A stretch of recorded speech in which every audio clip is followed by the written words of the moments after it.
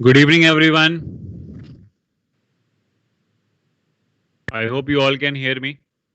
Ankurpal, please tell me कि last turn पे क्या हुआ था हमारा? Sir, we have to start with that structure of antibody. Okay, thank you. Thank you.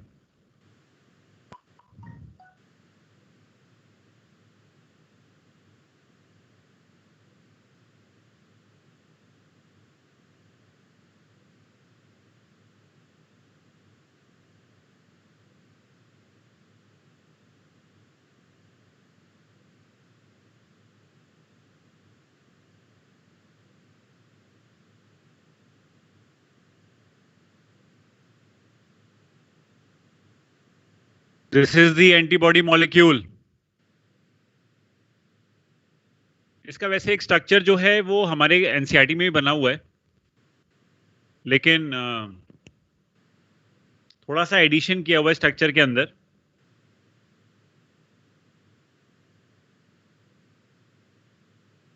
The structure shows presence of two light chains and two heavy chains. मैं इसको आपको बताता हूं, बट आप नोट अगर आपने स्टार्ट कर दिया है तो इसमें सबसे पहले तो इसमें दो हेवी चेन्स एंड दो लाइट चेन्स, और ये जो एस एस दिख रहा है ये डाइसल्फाइड बॉन्ड्स हैं. और आई होप ये अगर आइडिया है डाइसल्फाइड बॉन्ड्स कौन सी अमीनो एसिड बनाती है? इफ एनीवन कैन टेल मी.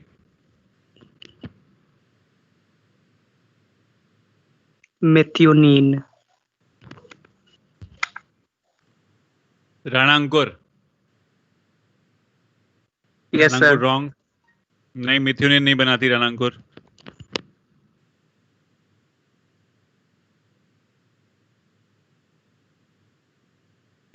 सानिया सोनी का आंसर आया मेरे पास मैसेज पे कि सर इट इज सिस्टीन. 69 उसने स्पेलिंग गलत लिखी है सानिया ने. It is cysteine Sania. Cytosine नहीं, अरे साइटोसिन तो नाइट्रोजनस बेस है स्वतंत्र कुमार. तुम नाइट्रोजनस बेस का नाम ले रहे हो. साइटोसिन जो आता है, adenine, guanine, cytosine, thymine. Cystine नाम दिया है सानिया सोनी ने. सिस्टाइन, जब दो सिस्टीन जुड़ जाते हैं तब सिस्टाइन बनता है सानिया.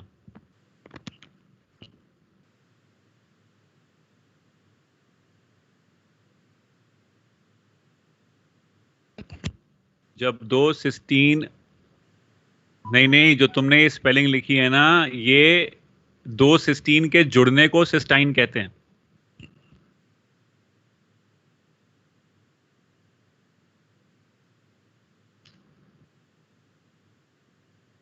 चलो कोई फर्क नहीं पड़ता.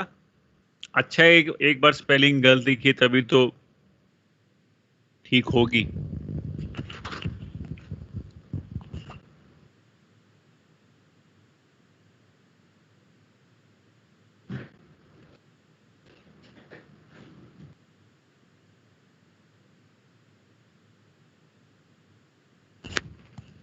इस डायग्राम में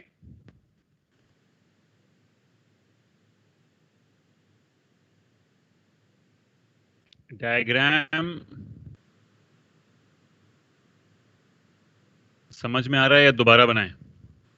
मैं दोबारा ही बनाता हूं, डोंट वरी.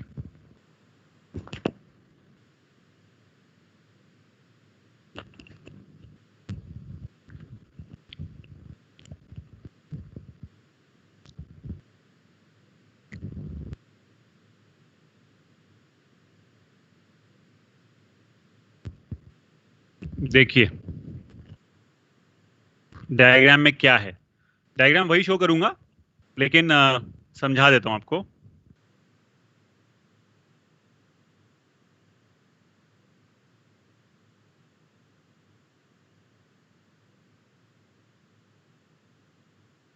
इस टाइप का स्ट्रक्चर है.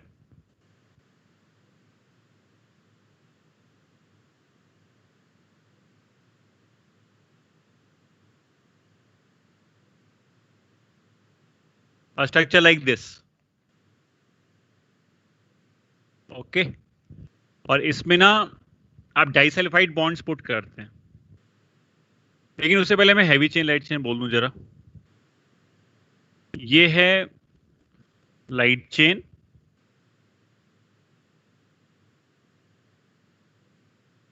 और टोटल लाइट चेन कितनी हो गई? 2. ये है हैवी चेन,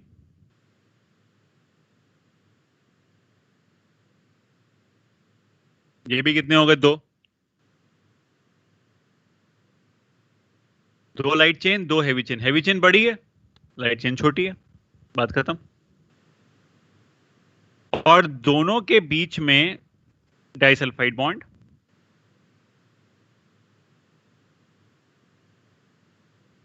दोनों के बीच में डाइसल्फाइड बॉन्ड.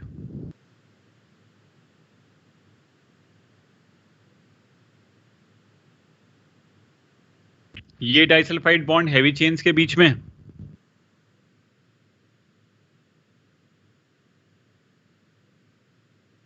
और लाइट और हैवी के बीच में भी डाइसल्फाइड बॉन्ड, दोनों साइड से.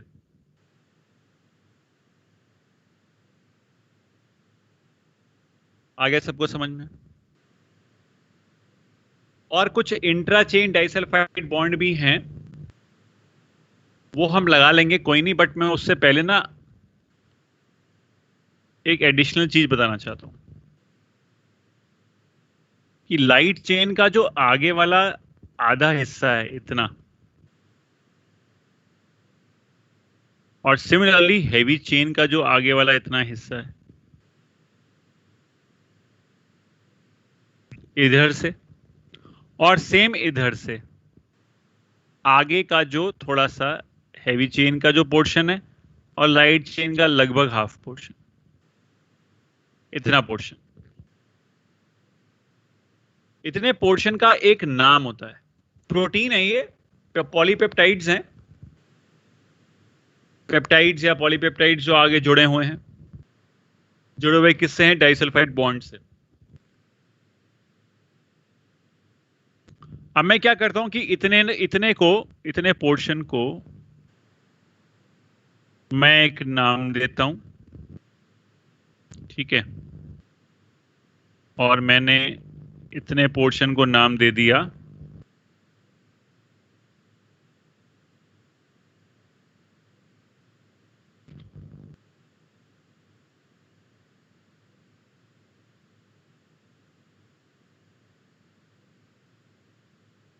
वेरिएबल रीजन और एंटीजन बाइंडिंग फ्रैगमेंट. FAB मतलब फ्रैगमेंट एंटीजन बाइंडिंग या एंटीजन बाइंडिंग फ्रैगमेंट.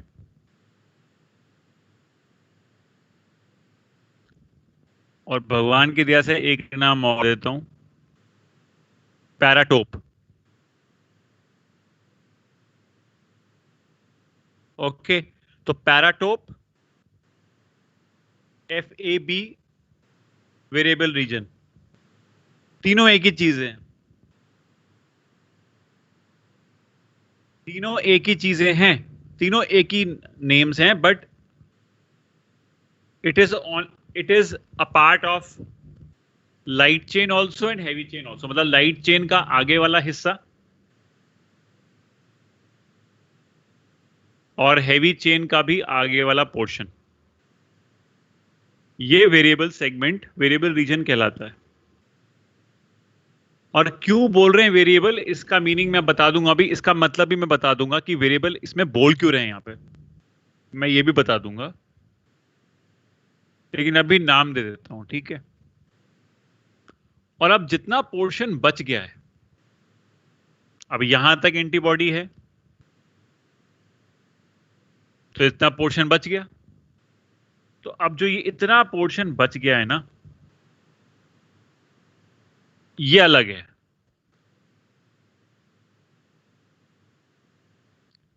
इसको I am giving another name,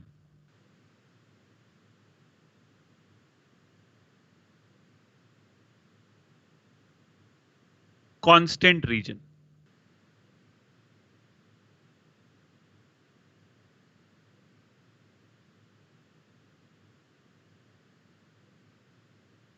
और FC और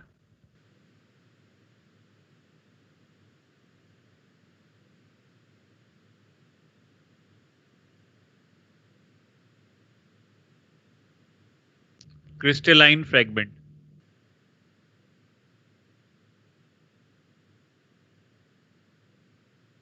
समझे? इतने पोर्शन हो गया कांस्टेंट रीजन, आगे वाला हिस्सा हो गया वेरिएबल रीजन, और सब जुड़ा हुआ है डाइसल्फाइड बॉन्ड से। डाइसल्फाइड बॉन्ड जो अमीनो एसिड बनाती है वो सिस्टीन होती है, not cystine, not methionine, sorry, it is cysteine not methionine. अच्छा, अब दो हैवी चेन है, दो लाइट चेन है, तो इसका फॉर्मूला H2L2 लिख सकते हैं। I mean H2L2 is the formula for molecular formula for the antibody molecule with two heavy chain and two light chain. कुछ इंट्रा मॉलिक्यूलर हाइड्रोजन बॉन्डिंग भी है, वो भी हम बच्चों कर देंगे, लेकिन एक जनरलाइज चीज आपको समझ में आ गई। और FAB और FC का तो खैर मैंने फुल फॉर्म लिख दिया, पर FAB आप समझ गए होगे। FAB क्या है? Antigen binding fragment.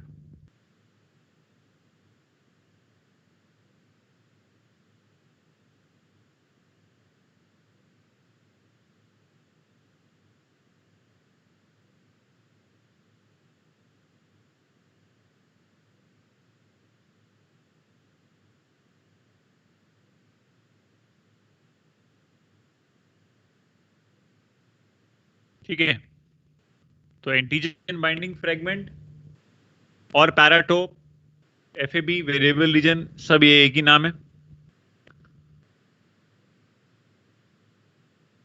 और वेरिएबल रीजन को वेरिएबल रीजन क्यों कहते हैं? क्योंकि वेरिएबल रीजन में आकर के हमारा एंटीजन बाइंड करेगा,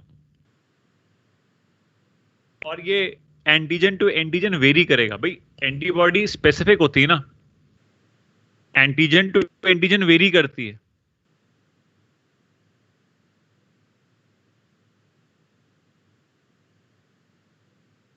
एंटीजन टू एंटीजन वेरी करती है।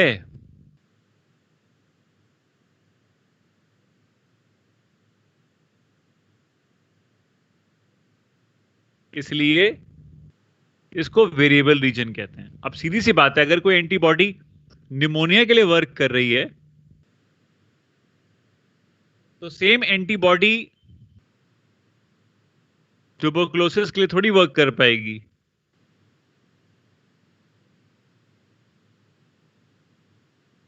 समझे? इस वजह से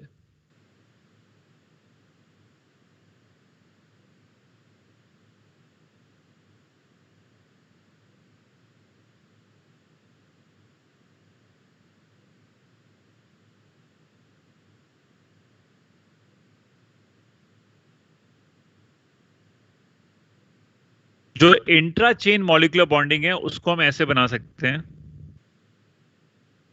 कि आप चाहो तो यहां पे ऐसे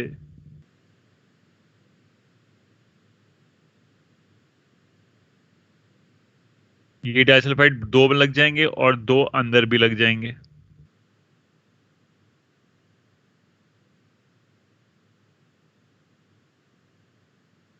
इस टाइप से।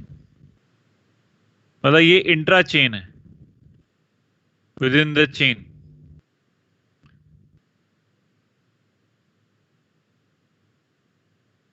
अब मैं बोला डायग्राम दिखाता हूँ, उसमें मैंने सब बना रखा है वैसे तो, पर इसमें बना रहा था मैं। अच्छा, एक चीज और है, चलो मैं उस डायग्राम में दिखा देता हूँ, लेकिन एक चीज मैं यहाँ पे ऐड कर देता हूँ कि पॉलीपेप्टाइड के दो एंड्स होते हैं।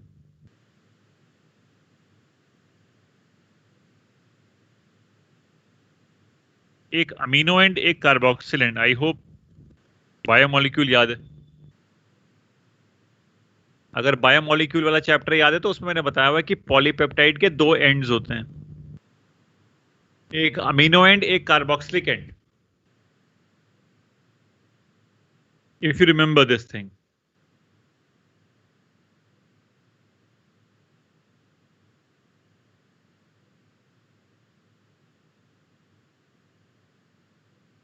amino end is a left end, carboxylic end is a right end.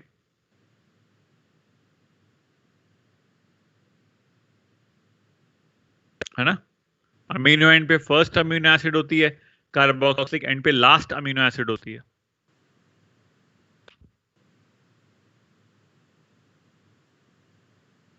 अब उस डायग्राम में दिखाता हूं. सबका हो गया ये डायग्राम? Anyone is left?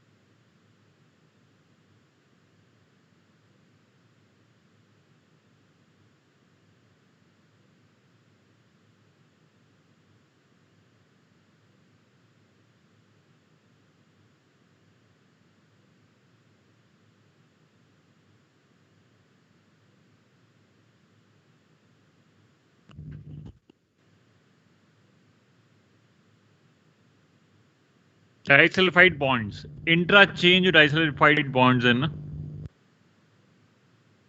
उनकी बात कर रहे हैं. लाइट चेन में भी दो दो इंट्राचेन डाइसल्फाइड बॉन्ड्स और हेवी में 4 इंट्राचेन डाइसल्फाइड बॉन्ड्स हैं.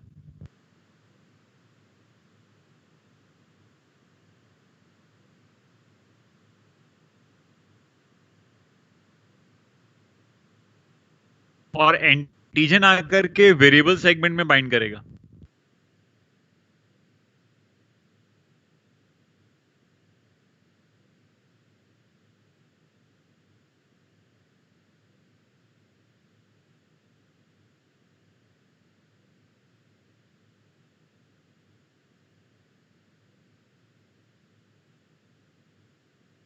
मान लो ये एंटीजन है और ये वेरिएबल सेगमेंट में आके बाइंड कर गया, वेरिएबल रीजन में आके बाइंड कर गया.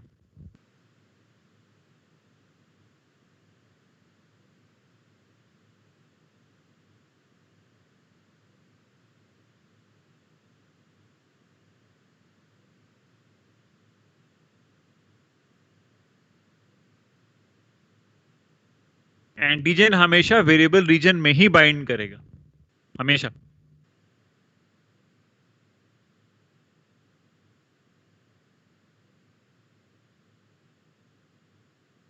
और एंटीजन का वो पोर्शन जो बाइंड कर रहा है, ये वाला हिस्सा है एंटीजन का जो बाइंड कर रहा है, इसको नाम देते हैं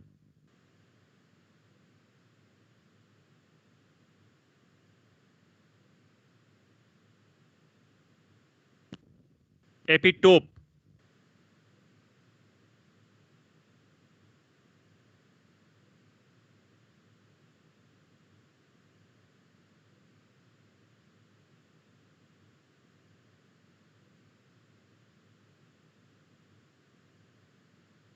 एपिटोप और antigenic determinant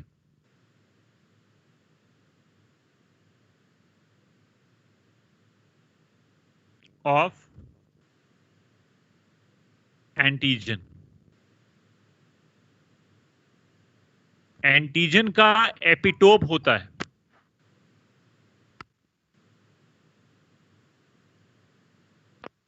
disulphide bonds very कर सकते हैं. ये एक मोनोमर का डायग्राम है अंकुरपल, वो छोड़ दो. Disulphide bonds are not the concern right now. Interchain बस आप पढ़ सकते हो, जो मैंने इंटरचेन बनाया between light chain and heavy chain.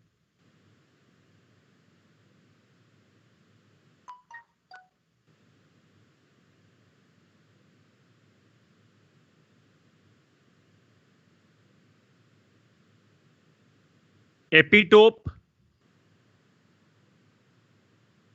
Antigen का पार्ट है, वो हिस्सा है जो बाइंड कर रहा है एंटीबॉडी के साथ। एंटीबॉडी का वो हिस्सा जो एपिटोप के साथ बाइंड कर रहा है, उसको हमने नाम दिया है क्या? Paratope.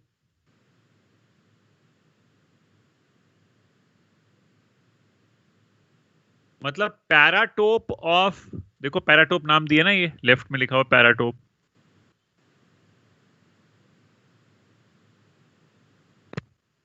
Paratope of antibody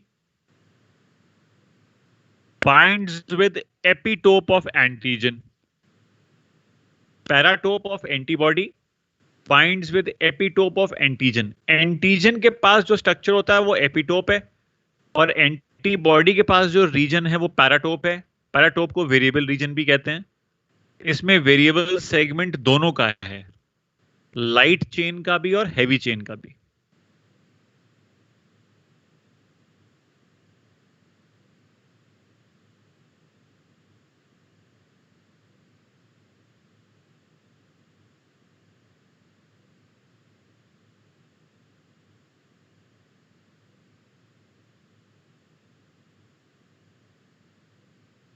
light chain का भी है वेरिएबल रीजन, और हैवी चेन का भी है वेरिएबल रीजन में। डायग्राम हो गया सबका? Anyone left?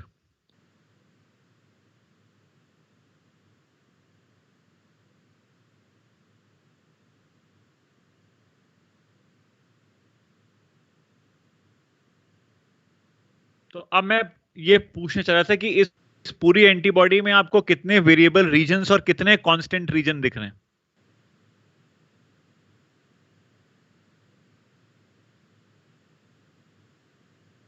How many variable regions and how many constant regions are observed in this diagram?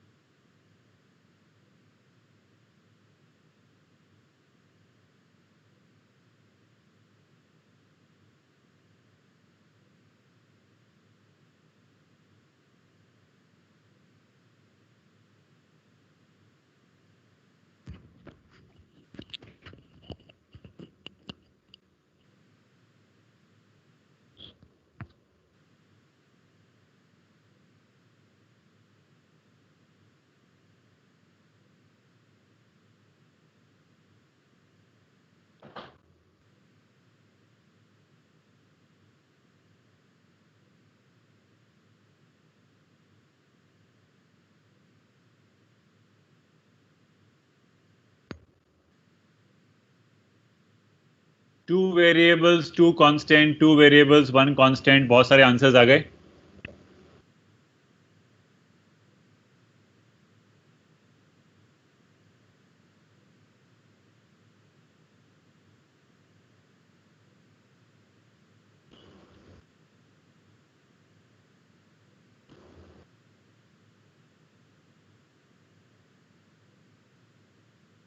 Two variables, two constant, two variables, one constant, ऐसे answers आ गए। तो ये भी देखो, सीधी सी बात है, हमने जो डायग्राम बनाया है इसमें दो जगह एंटीजन बाइंड कर सकते हैं, है ना। एक ये जगह हो गई जहां पे एंटीजन बाइंड कर सकता है, एक ये रीजन हो गई जहां पे एंटीजन बाइंड कर सकता है। दो जगह एंटीजन बाइंड कर सकता है क्योंकि ये मोनोमर एंटीबॉडी, इसके पास दो पैराटोप हो जाएंगे।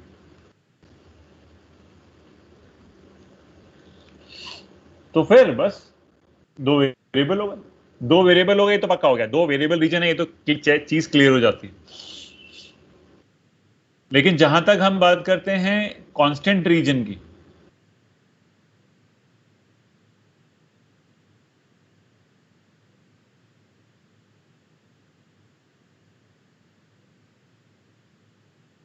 कांस्टेंट तो एक ही दिख रहा है, देखो ये पूरा कांस्टेंट है।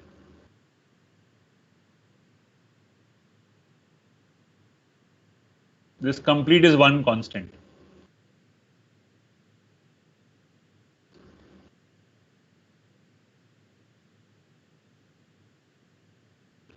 1 कांस्टेंट एंड 2 वेरिएबल्स, ये कह सकते हैं.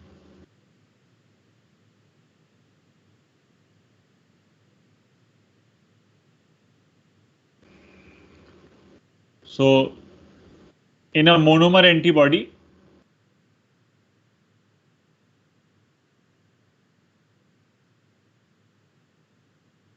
मोनोमर क्या, ये मोनोमर मतलब एक molecule. In a monomer antibody, 1 constant region and 2 variable regions are present.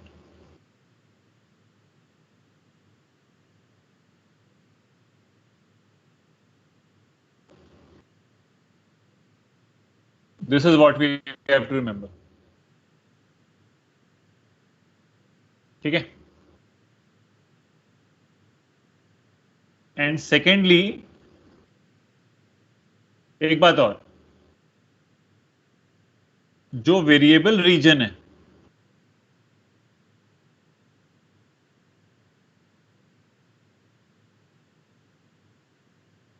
उसमें वेरिएबल सेगमेंट दोनों का है. Variable region contains variable segment of light chain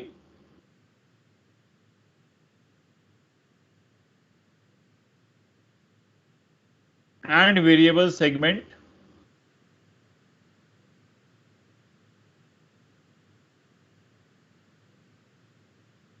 of heavy chain. देखो भाई, लाइट चेन का भी आगे वाला हिस्सा वेरिएबल है, हैवी चेन का भी आगे वाला हिस्सा वेरिएबल है. लाइट चेन का पीछे वाला हिस्सा कांस्टेंट है, हैवी चेन का पीछे वाला हिस्सा कांस्टेंट है. मतलब कांस्टेंट रीजन और वेरिएबल रीजन ये दोनों के पास है. मतलब सेगमेंट्स, वेरिएबल सेगमेंट और हैवी सेगमेंट ये दोनों के पास है, दोनों चेन्स के पास है. Both chains are having this.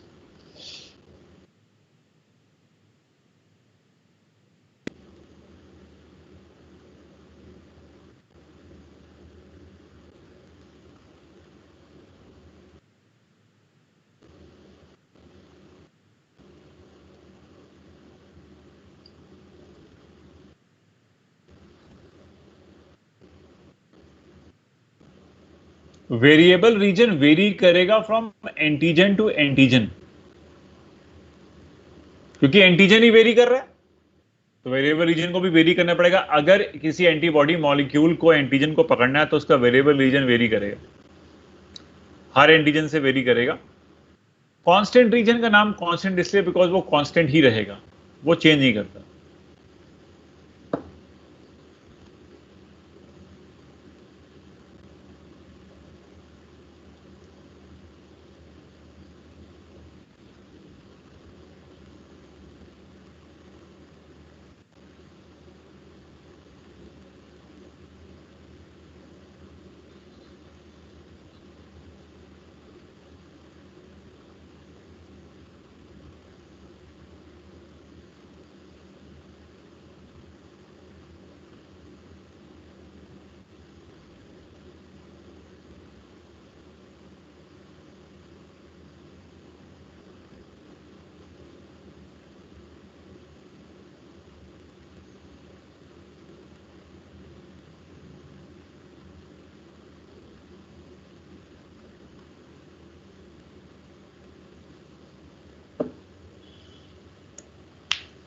Constant region determines the isotype of antibody.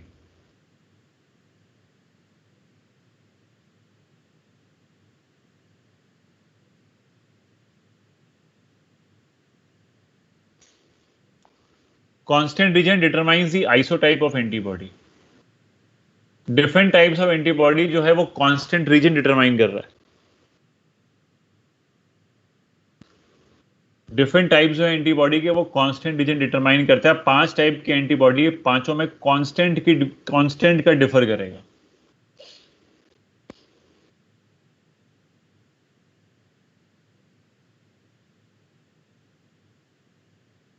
तो मैं टाइप्स ऑफ एंटीबॉडी पढ़ा रहा हूं.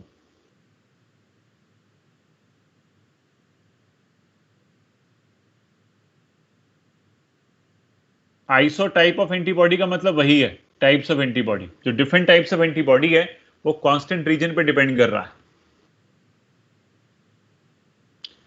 पहली एग्जांपल है आईजीए। आईजीए, ए यहां पे अल्फा है, आईजी मतलब इम्यूनोग्लोबुलिन है।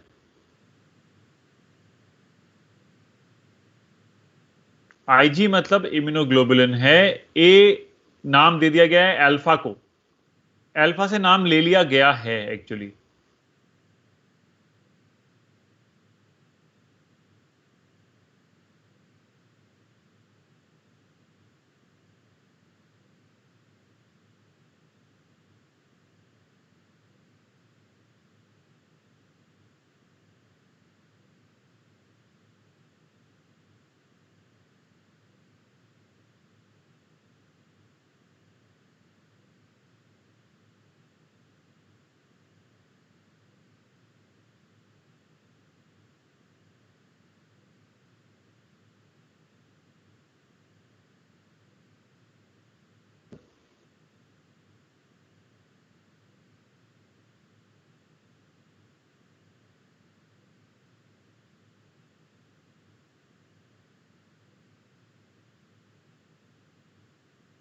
डाइमर, दो एंटीबॉडी आपस में जोड़ते हैं।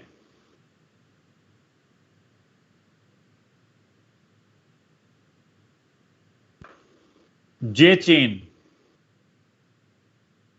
Junctional chain is present and it is not a monomer. हमने डायग्राम पढ़ा था मोनोमर का, उसमें दो पैराटोप थे, दो वेरिएबल रीजन जहां पे एंटीजन बाइंड कर सकता है। लेकिन क्योंकि यहां पे दो एंटीबॉडी मॉलिक्यूल आपस में जंक्शनल चेन के द्वारा जुड़ गई हैं, तो ये एक डाइमर बन गया। एक डाइमर एंटीबॉडी है आईजीए, लगभग 15% होती है, ये सेकंड मोस्ट अबंडेंट एंटीबॉडी है। इसका मतलब फर्स्ट कोई और है, वो आईजीजी है जो मैं आगे पढ़ाऊंगा, लेकिन अभी आईजीए की बात कर रहे हैं। ये सेकेंड मोस्ट अबंडेंट एंटीबॉडी है, 15%, 15%। डाइमर की फॉर्म में एग्जिस्ट करती है, मोनोमर की फॉर्म में एग्जिस्ट नहीं करती है। It exist in the form of dimer. Dimer का मतलब यहां पे दो एंटीबॉडी जब जुड़ेंगे आपस में तो पैराटोप का नंबर बनता है 4 पैराटोप्स आर देयर, और बीच में एक जे चेन होगी जो आपस में इसको ज्वाइन करती होगी।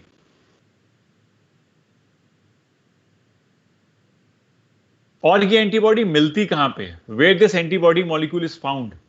ये एंटीबॉडी बेसिकली मिलती है म्यूकोस के अंदर, म्यूकोसा को प्रोटेक्शन देती है। इट प्रोवाइड्स म्यूकोसल प्रोटेक्शन, जैसे मैंने इसमें लिखा हुआ है।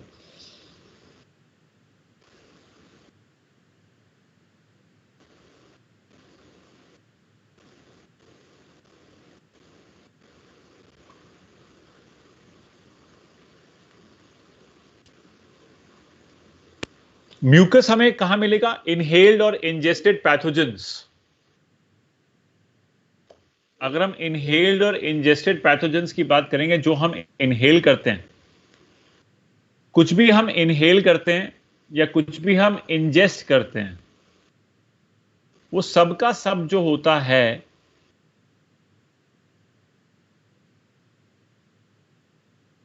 वो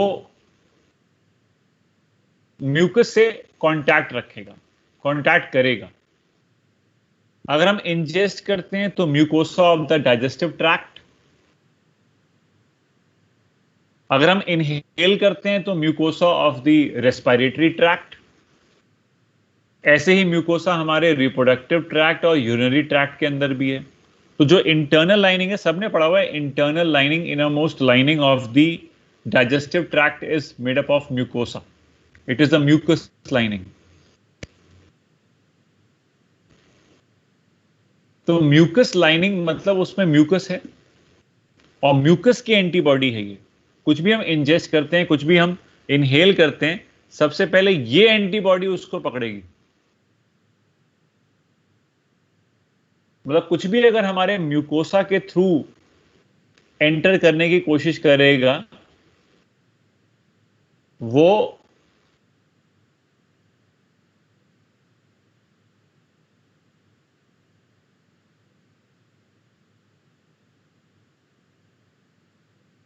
इस एंटीबॉडी के द्वारा पकड़ लिया जाएगा।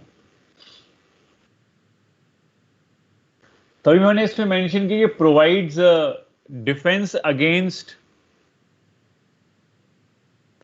Defence against inhaled and ingested pathogens.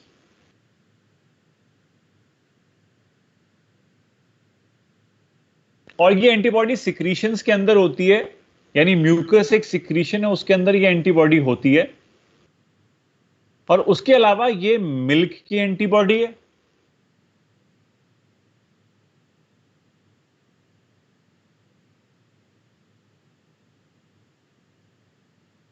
Colostrum की एंटीबॉडी है।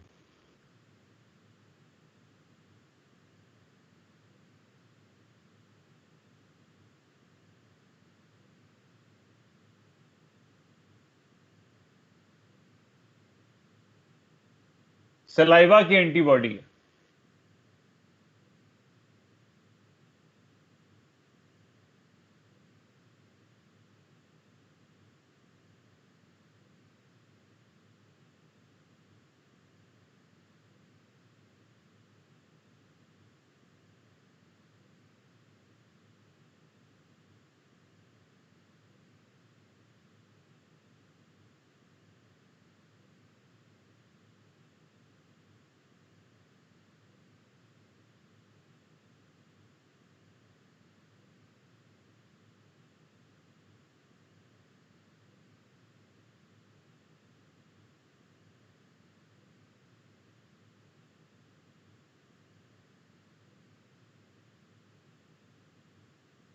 टीयर्स में मिलेगी, मतलब ये सिक्रीशंस में मिलेगी। Milk is a secretion, saliva is a secretion, tears, mucus, it is secretory antibody and it is also, अभी हम म्यूकस के अंदर है, डाइजेस्टिव ट्रैक्ट में म्यूकस है, फिर फीसिस बनेगी, तो ये फीसिस में भी आएगी एंटीबॉडी, इसलिए इसका एक नाम और है copro antibody. It is called copro antibody, that is the antibody found in faeces.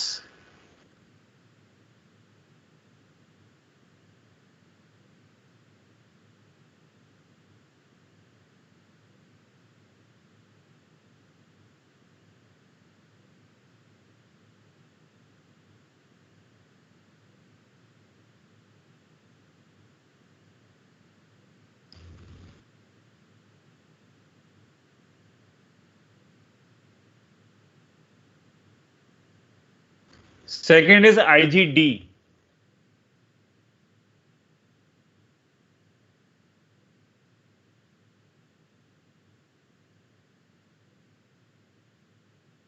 और डी का मतलब यहां पे डेल्टा, जैसे ए ले लिया अल्फा से, डी ले लिया डेल्टा से, मतलब इनका कोई सिग्निफिकेंस एज सच कोई नहीं है, बस ये जो हम लोग यूज करते हैं सिंबल्स कुछ फिजिक्स में ना, alpha, delta, gamma, mu, epsilon, उसके बेसिस पे नाम है इन एंटीबॉडीज का।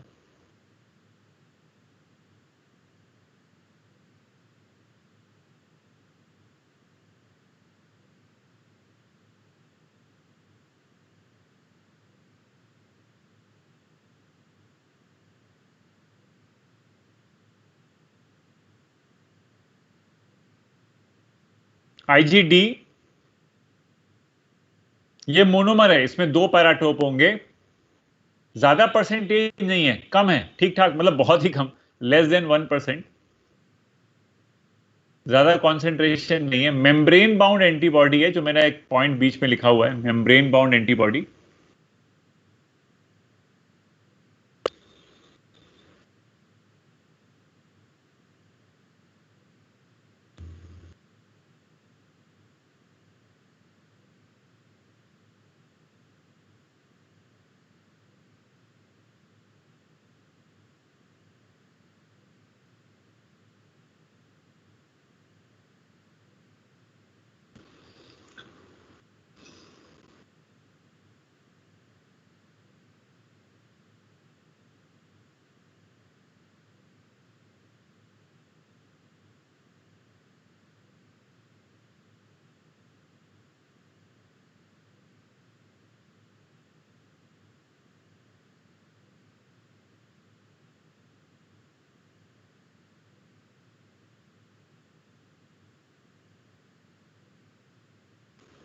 B lymphocytes,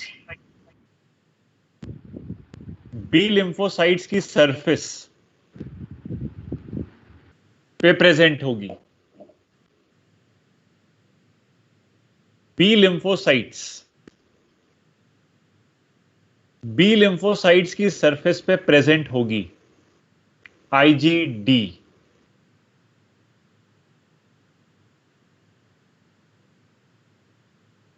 membrane bound antibody membrane पे प्रेजेंट है, मेम्ब्रेन को नहीं छोड़ती। किस मेम्ब्रेन की बात कर रहे हैं? Cell membrane of B lymphocytes only. It is not found free in the blood. It is not found free in the lymph. It is not found running in the blood or lymph. No, it is not a free antibody. It is bound to the membrane. Which membrane we are talking about?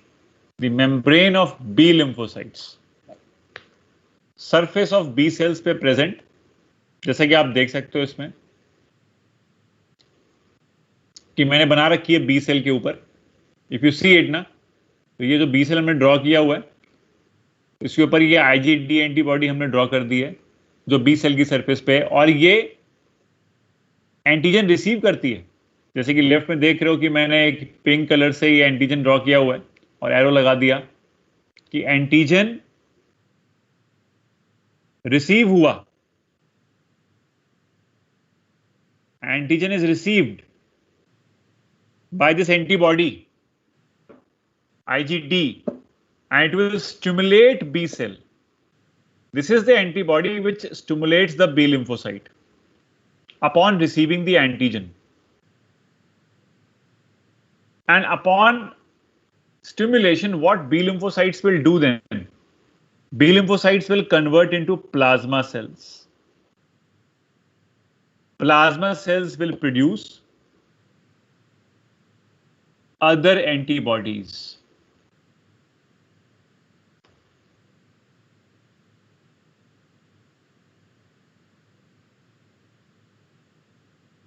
Plasma cells will produce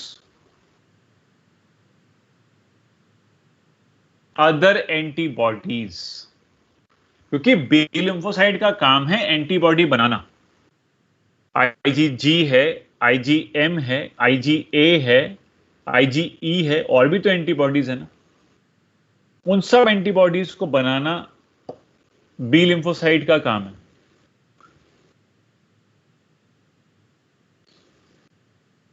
तो ये एक ऐसा receptor है, IgD एक तरीके का receptor है, एक तरीके की एंटीबॉडी है जो मेम्ब्रेन पे ही रहती है, बी सरफेस पे ही रहती है,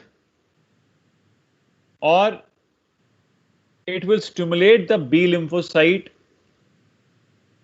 to produce other types of antibodies.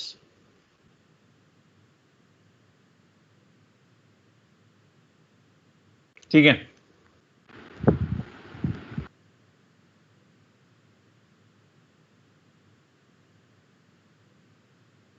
Next we come down to IgE और E साइलेंस से। हमने E लिखा था, E ले लिया एप्सिलॉन से, एप्सिलॉन से ले लिया हमने। IgE भी मोनोमर है, इसके पास भी 2 पैराटोप्स हैं, इसका कॉन्सेंट्रेशन भी लेस देन 1% ही है, सेम है, कोई चेंज नहीं है।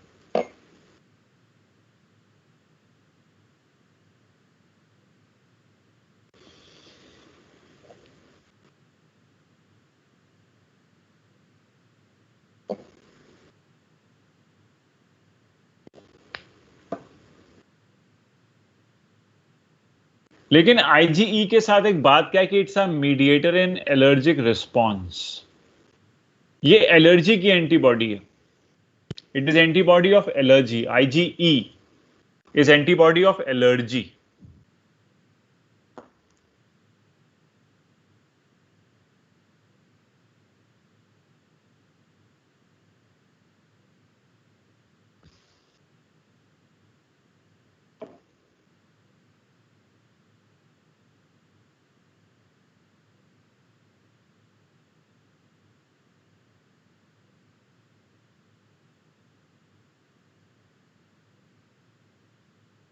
जिसका भी IG D रह गया है वो कंप्लीट कर लो।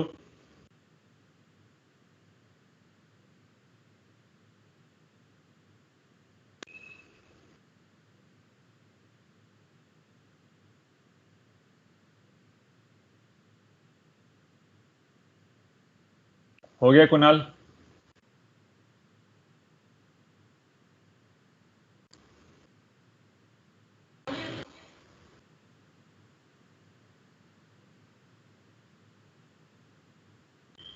ओके। म्यूकोसल प्रोटेक्शन तुम्हारा रह गया सुशांत कुमार।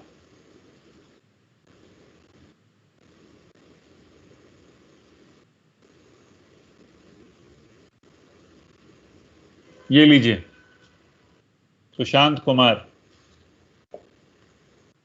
और मुझे बता दो अगर हो गया तो फिर मैं आगे बढ़ जाऊं।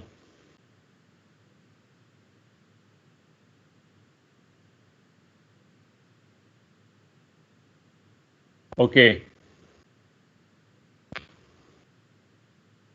so this is done and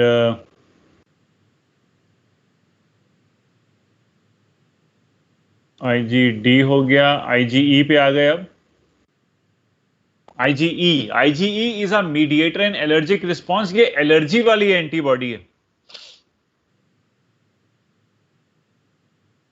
allergy की एंटीबॉडी है ना, तो ये एलर्जी को मीडिएट कर रही है।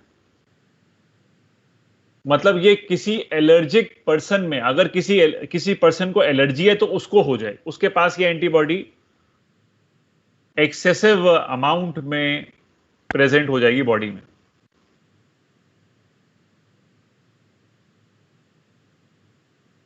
ठीक है। और Sania, IgD membrane bound antibody है। हाँ, किसी एंटीजन को पकड़ के न्यूट्रलाइज नहीं कर सकती, बट इसका बड़ा इंपॉर्टेंट रोल है बी लिम्फोसाइट को स्टिमुलेट करने में। तो ऐसा कह सकते हैं कि डायरेक्टली ब्लड में मूव करके किसी एंटीजन से बाइंड नहीं कर सकती, बट डिफेंस में रोल नहीं है, ये ऐसे नहीं कह सकते, बिकॉज बी लिम्फोसाइट को स्टिमुलेट तो करती ही है। बट ऐसे हाँ नहीं कह सकते कि हाँ डायरेक्टली किसी एंटीजन से बाइंड करके उसको न्यूट्रलाइज कर दे, ये नहीं कह सकते। हाँ ये, बट ये ब्लड में नहीं मूव करेगी, मतलब ब्लड में मूव करके डायरेक्टली एंटीजन से बाइंड नहीं कर सकती, ऐसा बोल सकते हैं। बट वैसे तो बी लिम्फोसाइट को स्टिमुलेट कर रही है, तो डिफेंस में तो रोल हुआ ही।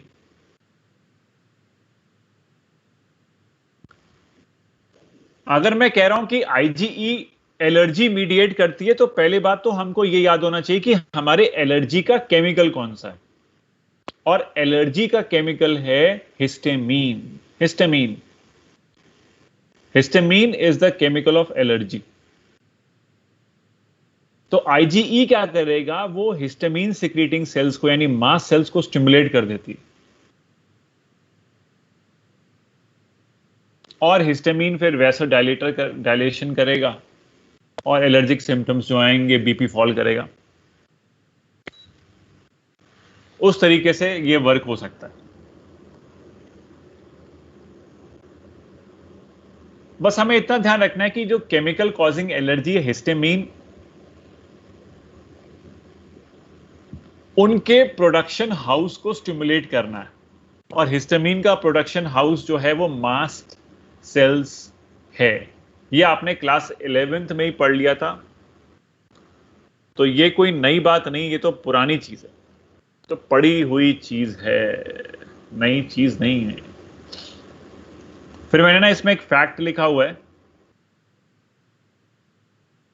कि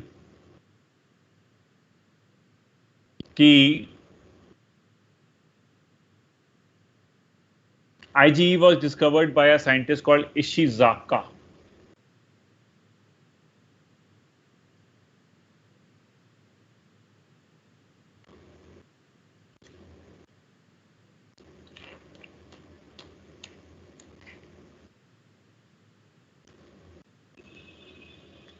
और अगर IgE एंटीबॉडी आपने एक एलर्जिक पेशेंट से ली,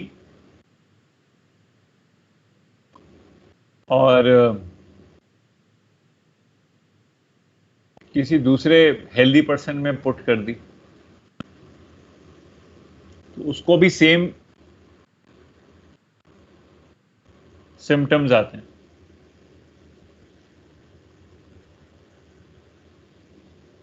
इस रिएक्शन को दो लोगों ने किया तो उसके नाम से पड़ गया प्रॉनेट्स-कटनर reaction.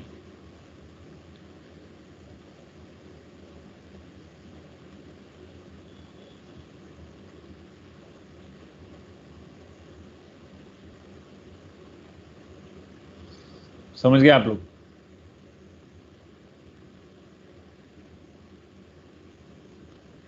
IgE was discovered by Ishizaka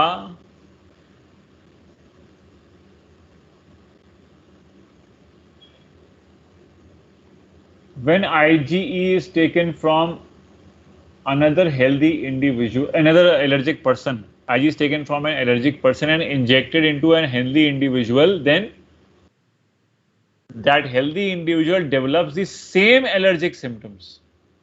हमने एक बंदे को एलर्जी है, उससे IgA लिया, D लिया, M लिया, G लिया, E लिया, पांचों टाइप की एंटीबॉडी ऑब्टेन कर ली एलर्जिक पर्सन से। जब हमने A दिया एलर्जिक पर्सन का, IgA किसी दूसरे इंडिविजुअल को, तो उसको कोई सिम्टम नहीं आए। IgD दिया, कोई सिम्टम नहीं, IgM में कोई सिम्टम नहीं, IgG में कोई सिम्टम नहीं है। लेकिन जैसे IgE दिया तब उस पर्सन में सेम एलर्जिक सिम्टम आ गया। इसका मतलब IgE is antibody of allergy. ये पॉइंट याद करना है। IgE is antibody of allergy, ये याद रखना है। और ये कैसे मैंने प्रूव कर दिया विद दिस रिएक्शन, जिसको प्रॉनेट्स-कटनर रिएक्शन का एक नाम दिया गया है। और इजोनोफिल का काउंट धनंजय इसलिए राइज करता है क्योंकि इजोनोफिल्स आर एंटी एलर्जिक, वो एलर्जी के अगेंस्ट काम करते हैं।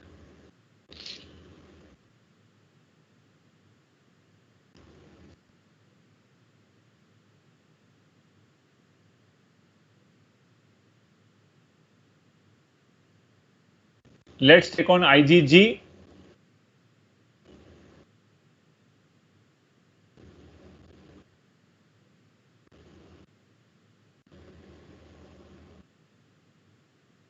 G stands for gamma. Gamma से ले लिया। मोस्ट अबंडेंट एंटीबॉडी कितना? 75%। Maximum antibody in the human body.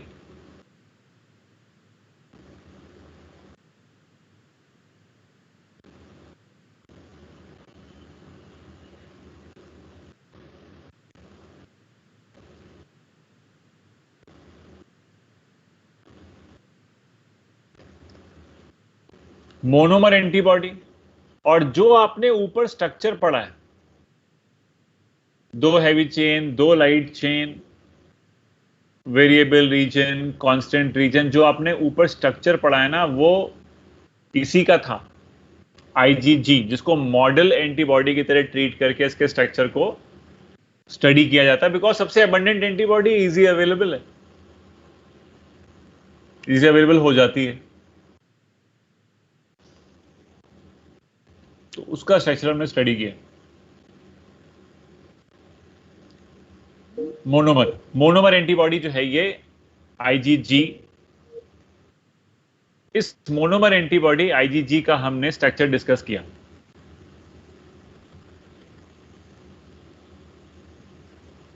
और अब इसके बारे में डिटेल जानकारी लीजिए। मोनोमर है तो 2 पैराटॉप होंगे। It is the best neutralizing agent. इसका मीनिंग मैं आगे बता दूंगा, don't worry. Stimulates phagocytes and complement system. Complement system तो याद होगा, कॉम्प्लीमेंट सिस्टम तो पढ़ाया था मैंने, कुछ याद है?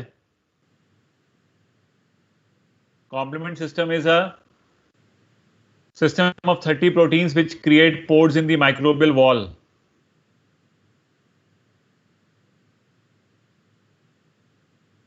It's a part of innate as well as acquired immunity, मैंने बताया था आपको.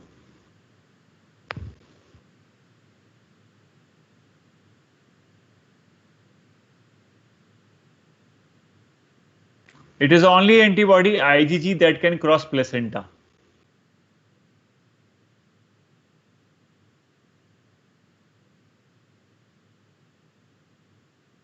The only antibody that can cross placenta, IgG.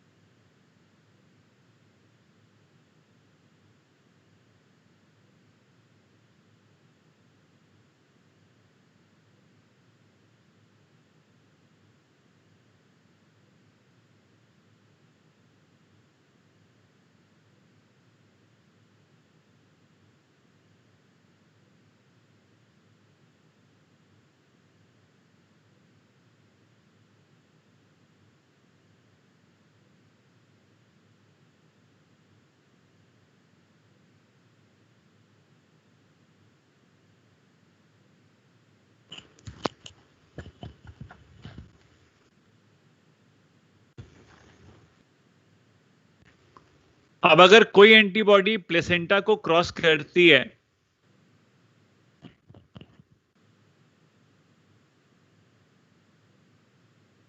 तो प्लेसेंटा क्रॉस करने के बाद करेगी क्या?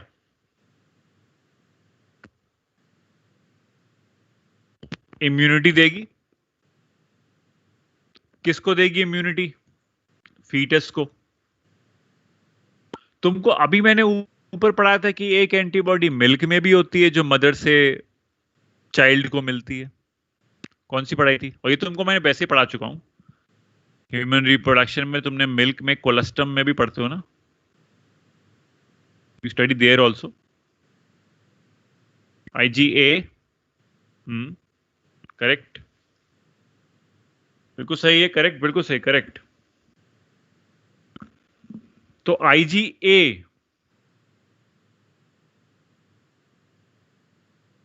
ठीक है. गुड. तो IgA मिल्क में, IgG प्लेसेंटा क्रॉस करती है. दोनों की दोनों एंटीबॉडी मिली किसको? दोनों की दोनों एंटीबॉडी आई किससे और मिली किसको? दोनों की दोनों एंटीबॉडी बच्चे से, सॉरी, मदर से बच्चे को मिली. मतलब रेडीमेड एंटीबॉडी मिली. और जब रेडीमेड एंटीबॉडी मिलती है तो इसको पैसिव इम्यूनिटी कहते हैं. We call it passive immunity when the antibody is received by the child from the mother. This is natural passive immunity. Natural इसलिए बोल रहा हूं क्योंकि भाई सीधी सी बात है यार, नेचर नेचुरल है. आर्टिफिशियली इंजेक्ट थोड़ी की गई है. क्लिनिकली इंजेक्ट थोड़ी की गई है. नेचर नेचुरल हो रही है from the mother to the child. चलो एक जो ग्रीन वाला कलर वाला पॉइंट है वो भी देख लेते हैं एक बार. वो ग्रीन कलर जो पॉइंट लिखा है, pre dominant antibody in secondary immune response लिखा मैंने. ये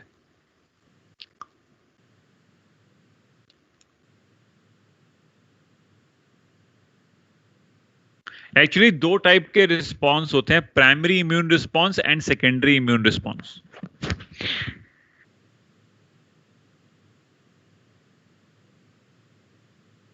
तो जब हम ये कहते हैं ना कि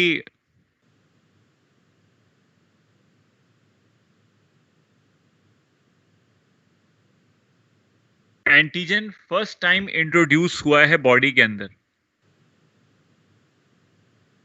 तो जब एंटीजन फर्स्ट टाइम इंट्रोड्यूस हुआ बॉडी के अंदर और उसके अगेंस्ट मनुष्य ने एंटीबॉडी बनाई, तो वो होता है प्राइमरी इम्यून रिस्पॉन्स। मतलब एंटीजन के अगेंस्ट बॉडी का जो फर्स्ट रिस्पॉन्स होता है फर्स्ट टाइम पे, उसको बोलते हैं प्राइमरी, और फिर सेकेंड या उसके आगे सब्सिक्वेंट टाइम्स पे उसको बोलते हैं secondary immune response. Secondary immune response.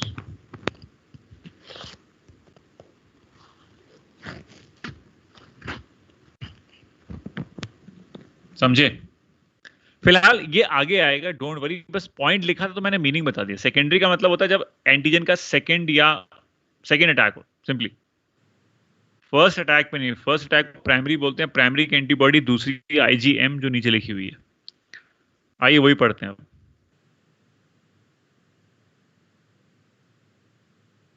IgM, M ले लिया गया है म्यू से। म्यू 7 to 10% की एंटीबॉडी है ये।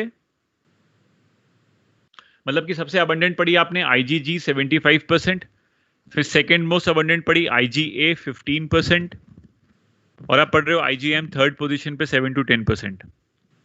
सबसे बड़ी एंटीबॉडी है पेंटामर, लार्जेस्ट एंटीबॉडी। क्यों? क्योंकि इसमें है 10 एंटीबॉडी आपस में जुड़ती हैं with the help of this chain. जो चेन तुमको मैंने अभी ऊपर भी पढ़ाई थी, ये चेन, जे चेन मैंने कौन सी एंटीबॉडी में पढ़ाई अभी थोड़ी देर पहले?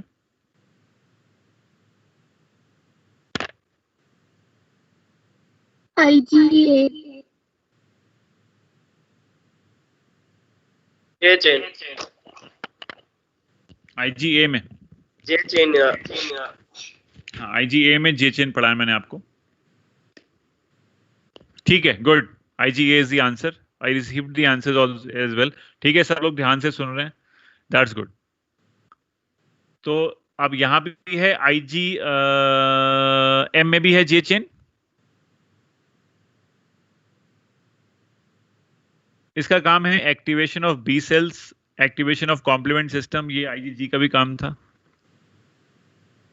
यहां पे 5 एंटीबॉडी आपस में जोड़ेंगे तो पैराटोप का नंबर 10 हो जाएगा। 10 वेरिएबल रीजन से, यानी 10 पैराटोप्स होंगे। 10 एंटीजन को एक साथ पकड़ सकती है। दशानन के तो 10 सर थे, इसके 10 हाथ हैं। 10 एंटीजन को एक साथ पकड़ के ये क्लम्प कर सकती है। और क्लम्पिंग के लिए एक टर्म यूज करते हैं, agglutination. Agglutination is clumping of antigens together. फिलहाल मैं एक बात और कहना चाहता हूं, जो मैंने ये एक पॉइंट लिखा हुआ है आपके लिए, एंटीबॉडी ऑफ ब्लड।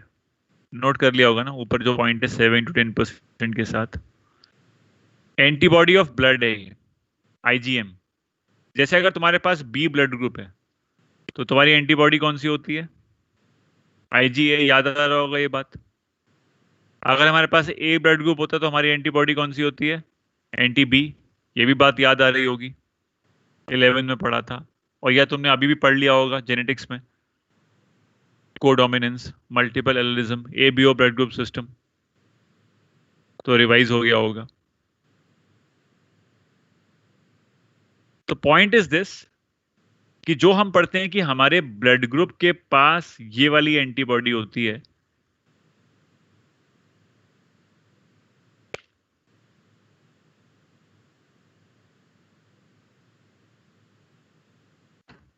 वो एंटीबॉडी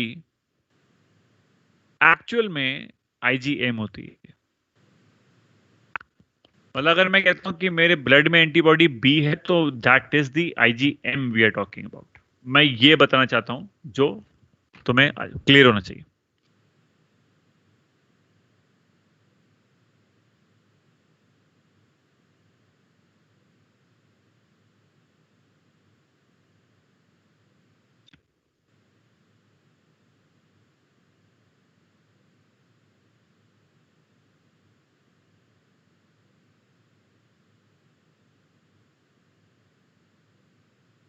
शरीर में सबसे पहले बनने वाली एंटीबॉडी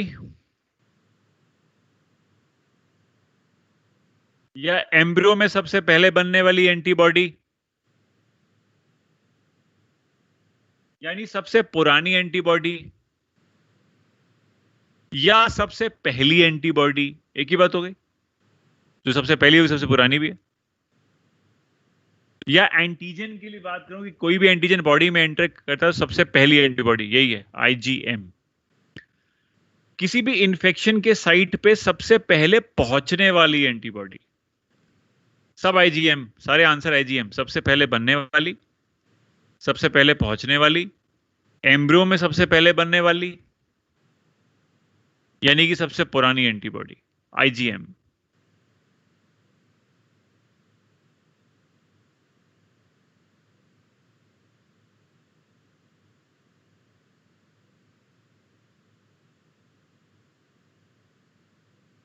ये भी नोट कर लो, वही सब बोला जो मैंने, वही सब इसमें लिखा है।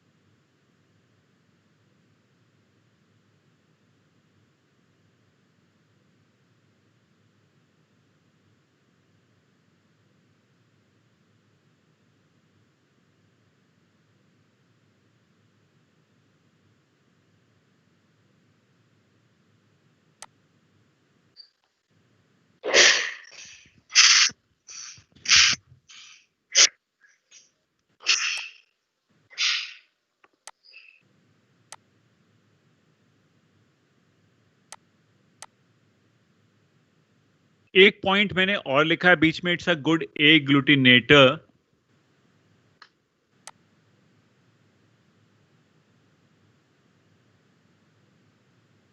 इसका मीनिंग मैं आगे बता दूंगा।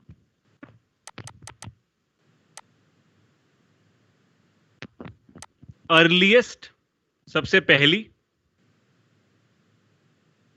ओल्डेस्ट सबसे पुरानी, एक ही बात। ओल्डेस्ट सबसे पुरानी, एक ही बात हो गई ना। किसी भी इंफेक्शन के केस में,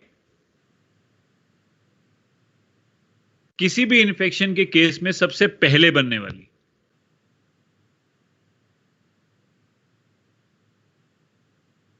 और साइट पे इंफेक्शन के सबसे पहले पहुंचने वाली,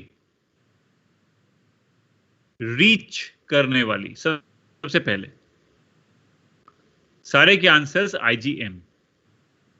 अब क्योंकि जब इन्फेक्शन होता है तो इन्फेक्शन में सबसे पहले बनती है ना, तो formed first in primary immune response बोला गया, क्योंकि अभी आईजीजी जो ऊपर पढ़ाया था वो सेकेंडरी इम्यून रिस्पॉन्स में था। सेकेंडरी मतलब सेकेंड टाइम पे जब अटैक हुआ, मैंने बोला आईजीजी बनता है। लेकिन फर्स्ट टाइम पे अगर अटैक हुआ है तो वो, फर्स्ट टाइम पे अगर अटैक हुआ है तो वो आईजीएम सबसे पहले बनता है। लेकिन सेकेंड टाइम का जब अटैक होता है तो आईजीजी पहले बनता है। इसीलिए ये पॉइंट यहां पे प्राइमरी इम्यून रिस्पॉन्स के लिए लिखेंगे आईजीएम में, और सेकेंडरी इम्यून रिस्पॉन्स के लिए लिखेंगे आईजीजी में।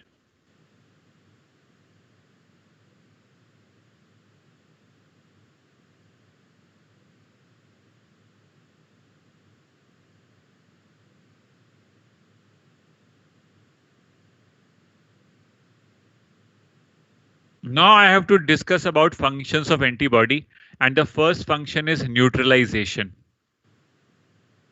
And to complete the statement, I have neutralization of viruses and toxins. That's it, full stop.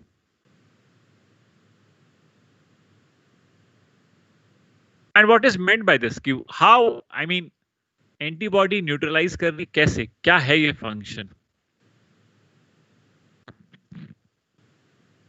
Actually कोई भी बैक्टीरिया या कोई भी वायरस जब बॉडी पे अटैक करता है, तो आप सब लोग जानते हो कि वायरस अगर अटैक करता है तो वायरस सेल के अंदर एंटर करता है, क्योंकि आप सबने लिटिक और लाइसोजेनिक साइकिल पढ़ी हुई है। वायरस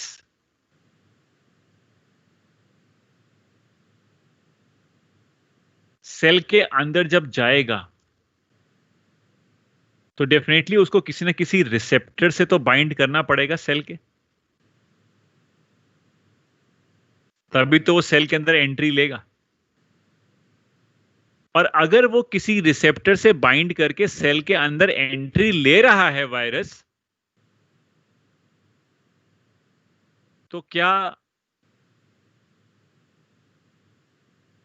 वायरस के पास भी उसके वायरल कोट में कोई ऐसा प्रोटीन होता होगा जिससे वो सेल के रिसेप्टर से मीडिएट करेगा और एंट्री लेगा? तो उसी को तो एपिटोप्स कहते हैं, जो मैंने आज तुम्हें बताया कि एंटीजन के पास एपिटोप होता है जो एंटीबॉडी के पैराटोप से बाइंड करता है। क्योंकि अभी तुम लोग इतना पढ़ते आ रहे हो कि 10 पैराटोप्स, 4 पैराटोप्स, 2 पैराटोप्स।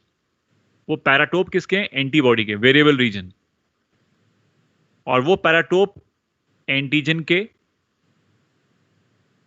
जो सरफेस पे प्रोटीन्स होते हैं, जिनको हम एपिटोप कहते हैं, उन एपिटोप से बाइंड करते हैं।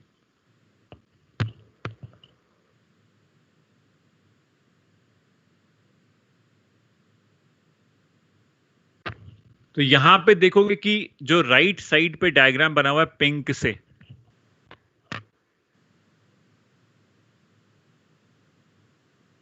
इन this diagram on the right side you see कि जो वायरस है, वायरस, उसके ऊपर रेड कलर से मैंने एपिटोप्स बना दिए।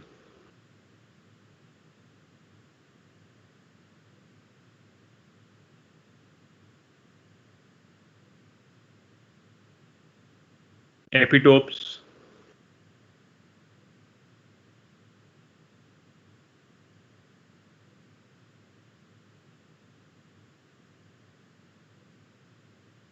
और इन एपिटोप्स पे ज्वाइन कर गया एंटीजन, एंटीबॉडी, सॉरी।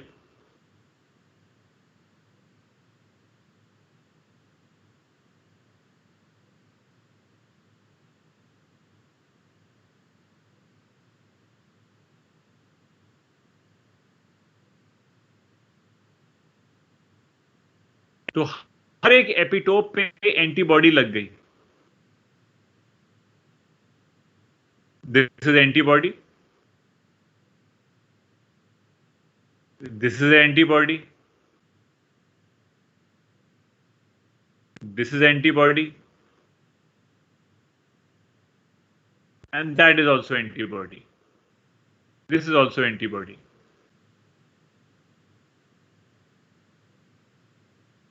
तो वायरस की जो प्रोटीन्स हैं जो कोट पे हैं, उन पे एंटीबॉडी बाइंड हो गई।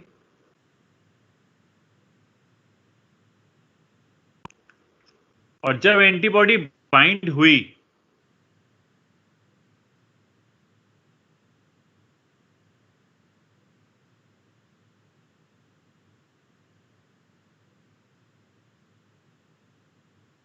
तो वायरस की वो प्रोटीन्स न्यूट्रलाइज हो गई जिनसे वो एंटर करेगा। आई मीन सारे एपिटोप्स तो न्यूट्रलाइज हो गए, कहां से एंट्री कर पाएगा?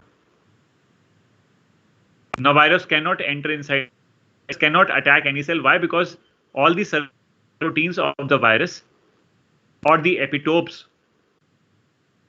have been covered by antibody. Now these proteins cannot act upon any cell to mediate the viral entry.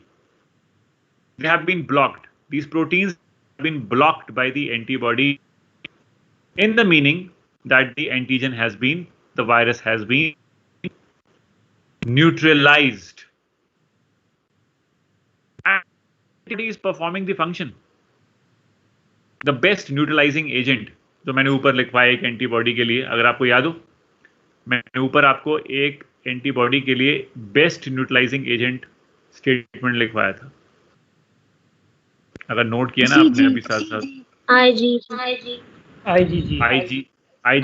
yes, correct, IgG, correct.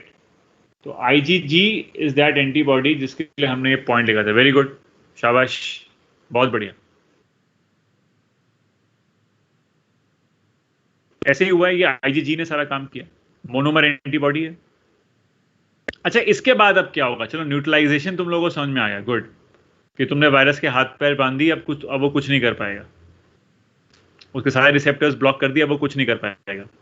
ये तुम लोगों को क्लियर हो गया. लेकिन इसके बाद अब क्या? इसके बाद क्या होना चाहिए? अब इसके बाद होगा जो सेकंड हमारा फंक्शन नीचे लिखा है मैंने ब्लैक से, that is opsonization. And what is opsonization? It is to attract the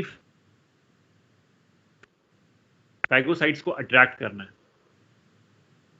और phagocytes को attract करने के लिए जो पीछे वाला रीजन है FC, वो खाली पड़ा हुआ है. देखो, अब एंटीबॉडी में जो आगे वाला रीजन जिससे एंटीबॉडी ने बाइंड किया है, वो तो सब जानते हैं, वो कौन सा है? FAB, antigen binding fragment.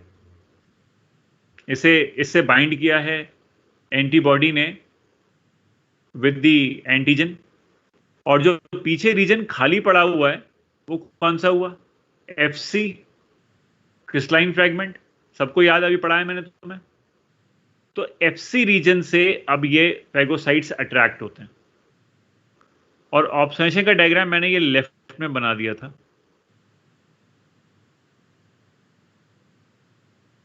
कि वायरस FAB से जुड़ा हुआ है, आई मीन उसके एंटीबॉडी से जुड़ा हुआ है FAB से, और पीछे रीजन कौन सा खाली पड़ा है? FC. इस FC से आकर अब ये मैक्रोफेज ऐसे बाइंड करेगा, और अब मैक्रोफेज क्या करेगा? इस पूरे कॉम्प्लेक्स को खा जाएगा, वायरस और एंटीबॉडी समेत इसको खा जाएगा.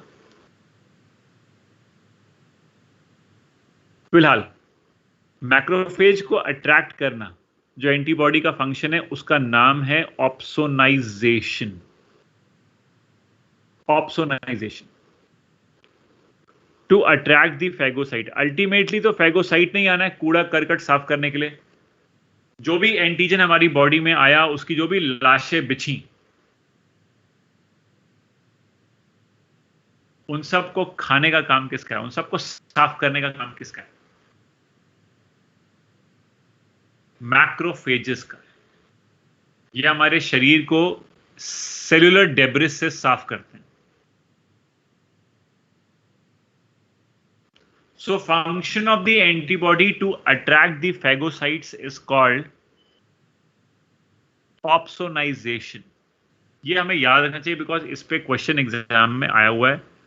And this function we need to learn.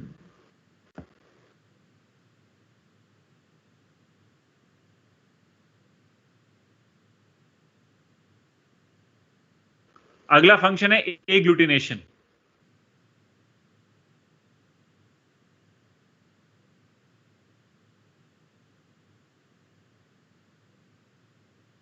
मैंने बताया कि एग्लूटिनेशन का मीनिंग क्या है? Clumping of antigens together. और अभी मैंने ऊपर बताया था a good agglutinator is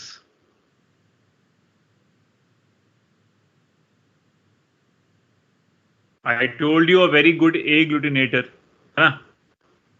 That is IgM. क्यों? क्योंकि उसके पास 10 पैराटोप्स हैं. वो 10 एंटीजेंस को एक साथ पकड़ सकता है और उनको एग्लूटिनेट यानी कि प्रेसिपिटेट काइंड ऑफ करा सकता है. IgM, a good agglutinator. मैंने बनाया और 10 एंटीजन को साथ में लगा भी दिए.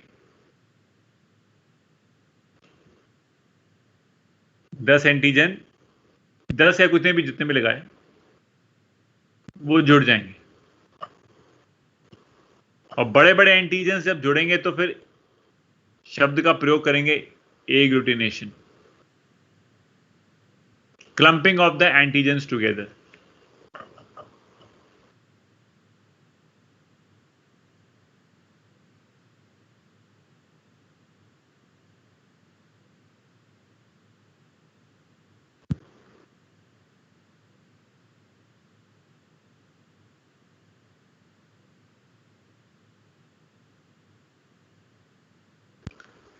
एंड यस, आफ्टर दिस, वही मैंने कहा ना कि इसके बाद होना क्या है, आना मैक्रोफेज नहीं और खाना पीना बराबर कर देना इसको।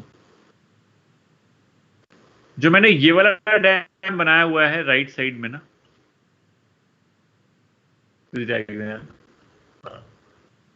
ये मैंने बताया कि अगर कोई मोनोमर एंटीबॉडी एग्लूटिनेशन करना चाहेगी तो वो ऐसे करेगी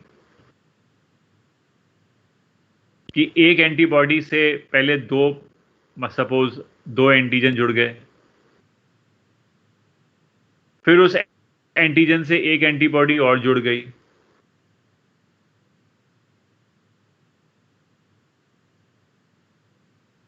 और इस एंटीबॉडी से कोई दूसरा एंटीजन जुड़ गया, इस एंटीबॉडी से कोई दूसरा एंटीजन जुड़ गया, दूसरा एंटीजन ये वाला,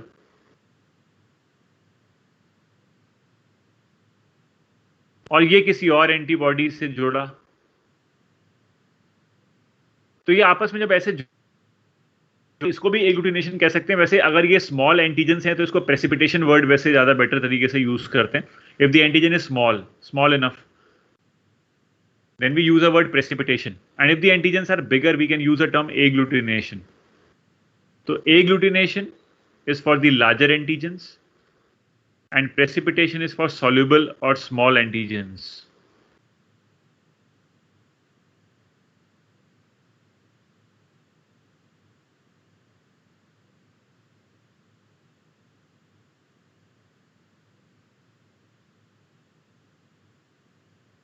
एंड अ फाइनल फंक्शन, एक फोर्थ फंक्शन मैंने और लिखा हुआ है, कॉम्प्लीमेंट मीडिएटेड सेल लिसिस। तुम्हें याद होगा मैंने तुम्हें लास्ट टर्न पे बताया था कि the two antibodies involve which are involve in cell lysis, I mean complement system which help the complement system for creating pores in the microbial wall. If you remember, antibodies which create pores in the microbial wall, and through these pores the fluids enter and the cell burst, the cell dies. complement system को activate करने का काम दो antibody का है, IgG and IgM। ये last turn पे discuss हो चुका है।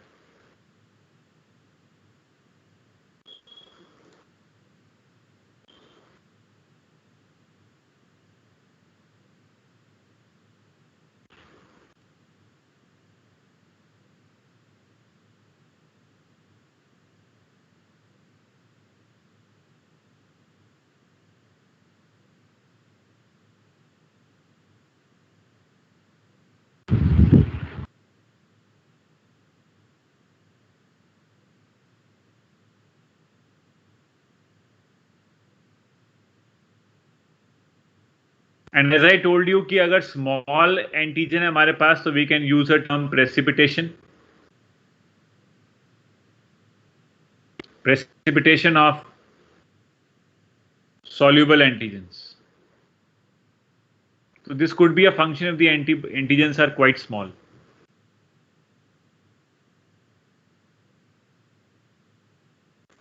Now we can take another part of the immunity system, that is humoral mediated immunity system. हमारे पास एंटीबॉडी का डायग्राम खत्म, एंटीबॉडी की सारी डिटेल खत्म।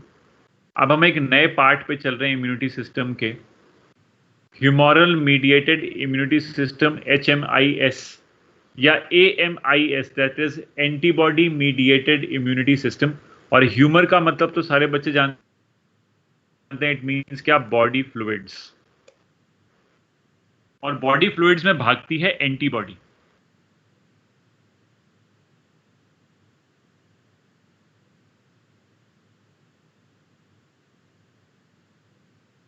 बॉडी फ्लूइड्स में रन करती है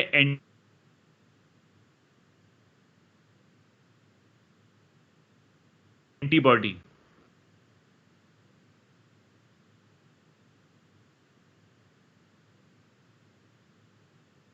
तो अगर बॉडी फ्लूइड्स में एंटीबॉडी रन करती है तो फिर वो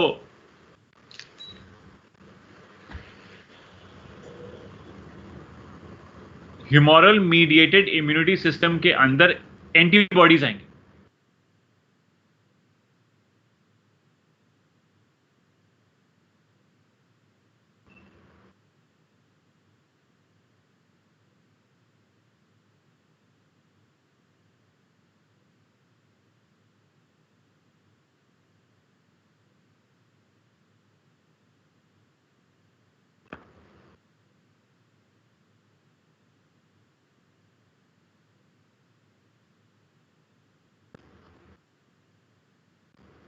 ह्यूमोरल मीडिएटेड इम्यूनिटी सिस्टम को बनाने के लिए जो सेल्स रिस्पॉन्सिबल हैं वो हैं बी लिम्फोसाइट्स और B cells. B lymphocytes antibody बनाते हैं और B lymphocytes humoral mediated immunity system का पार्ट है। और क्यों रखा गया इनको ह्यूमोरल मीडिएटेड में? क्योंकि बॉडी फ्लूइड में एंटीबॉडी रन करती है, इसीलिए।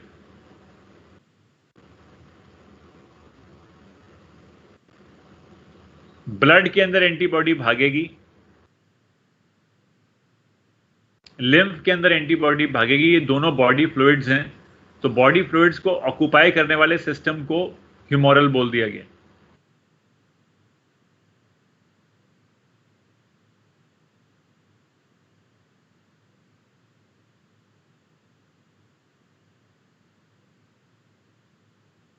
बी लिम्फोसाइट बनते कहां पे हैं? बोन मैरो में। मैच्योर कहां होते हैं?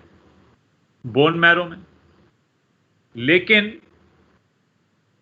जो अल्फाबेट बी है बी लिम्फोसाइट का, उसको डिराइव कहां से किया गया है? It has been derived from an organ in the birds, that is bursa of Fabricius.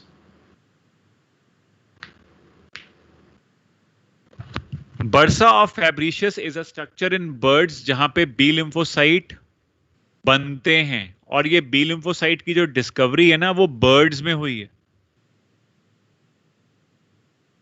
और इस डिस्कवरी की वजह से इसको नाम बर्ड्स के ही इस स्ट्रक्चर के द्वारा मिला।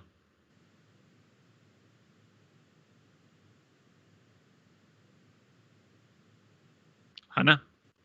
ये जो नाम मिला है इसको बी लिम्फोसाइट को, it is according to the name given by according to the name of the structure found in the birds, that is bursa of fabricius. And what is the function of bursa of fabricius in birds? क्या function है bursa of fabricius का चिड़िया के अंदर? Same B lymphocyte को बनाना, same है, तभी तो नाम पड़ गया बी लिम्फोसाइट। डिस्कवरी बर्ड्स में हुई ना, इसी वजह से। तो बच्चे सोचेंगे शायद कि बी आया है बोन मैरो से, लेकिन नहीं, गलती हो जाएगी। बी बोन मैरो से नहीं आया, बी आया है बर्सा ऑफ फैब्रिशियस से। हाँ, वो एक अलग बात है कि ये हमारी बॉडी में बोन मैरो के अंदर बनते हैं और बोन मैरो में मैच्योर भी होते हैं, वो एक अलग बात। अच्छा, काम क्या है इनका? टू प्रोड्यूस एंटीबॉडीज, ये भी आप जानते हो।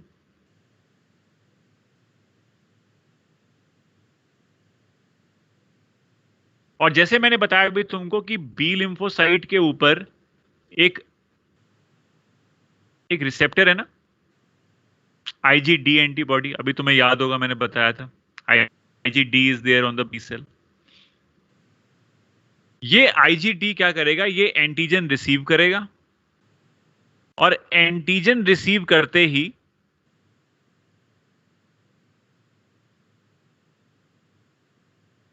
ये एक्टिवेट हो जाता है, और एक्टिवेट होने के बाद ये डिवाइड करना शुरू कर देता है। और एक क्लोन बनाता है सेल्स का. Upon receiving the antigen, the B cell gets activated and it divides to form a clone of cells. And in that clone, there are two populations. One population is called plasma cell. Other population is called memory B cells or primed cells. And plasma cells are also called effector B cells.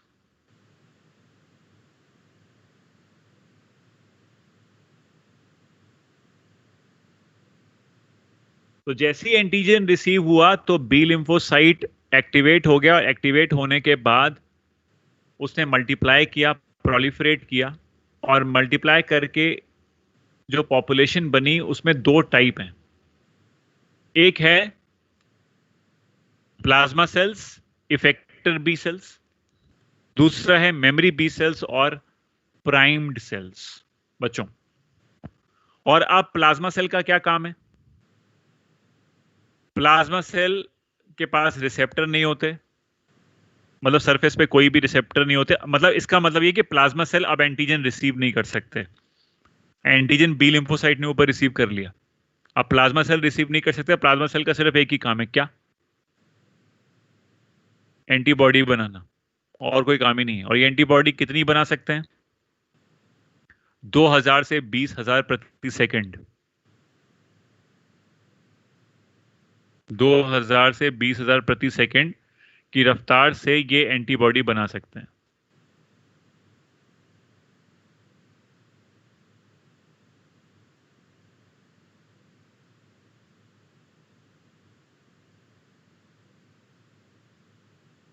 Okay.